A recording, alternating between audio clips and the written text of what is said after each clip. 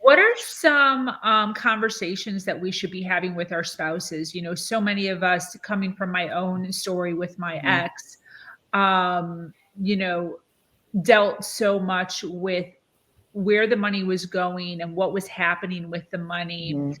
What matters and what doesn't matter Yeah. within a relationship, as far as what should we be asking? Yeah, I think that's a fantastic question. And not enough people ask that question because that's the barrier we have a lot of times is that conversation with our spouse because we're supposed to be so open and Mhm. honest with each other. But when it comes to money, it for some reason we bring in all of our own stuff to it, which is fine. We do that with everything.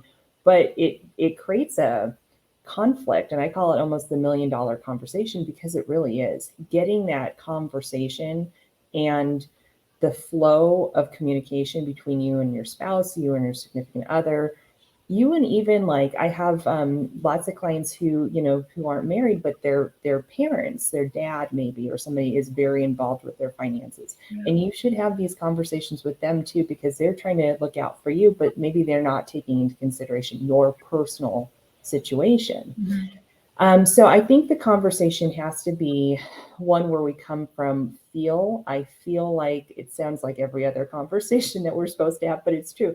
I feel like maybe we aren't saving enough, or I feel like, we're under stress a lot if we take a trip and we don't know how we're going to pay for it, or, whatever those conversations are. I think if you come from a I feel like rather than a we don't, or you spend too much, Mm. or that kind of thing. And men, I hate to say it, men tend to do that a lot where they go, you tend to spend so much. I see so many Amazon packages coming in that, kind of thing. And if you come at it from like, I feel like maybe we spend a little too much and could we maybe focus on how do we save so that we're able to spend more in the future and we're not feeling this pressure all the time or something like that, always makes the conversation a little less stressful. Also, I think if we focus on what we really want, so my husband and I always going, what's the next thing? What's the next thing we're saving for? What's the next thing that we're trying to accomplish?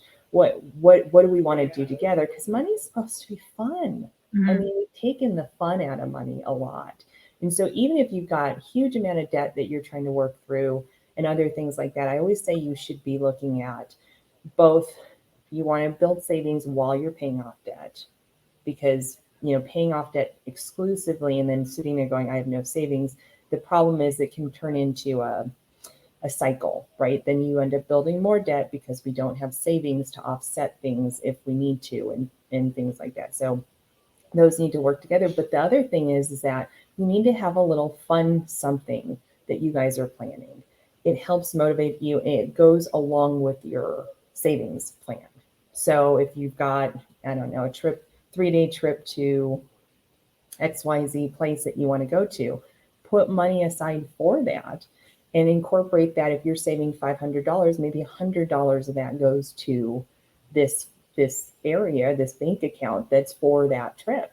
So you guys are always kind of incorporating fun associated with your money too. Do you recommend that, having different bank accounts for different things? I do. Yeah, I do. Because it keeps you focused on your it's a lot of times when you've got one account that's supposed to be doing a lot of different things, it's hard to visualize what that money is supposed to be about. But if you have one fund that's just for vacations, or one fund that's for, my husband has a Corvette fund because that's one of his things he wants to save for, which is fine.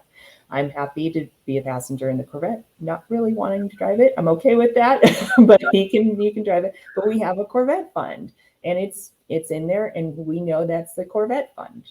You don't have to title it that way if you don't want to, but you can Or do, you can. or you can, yeah, that might be motivating too, as well. So, but yeah, I mean, I do kind of think having separate accounts is good.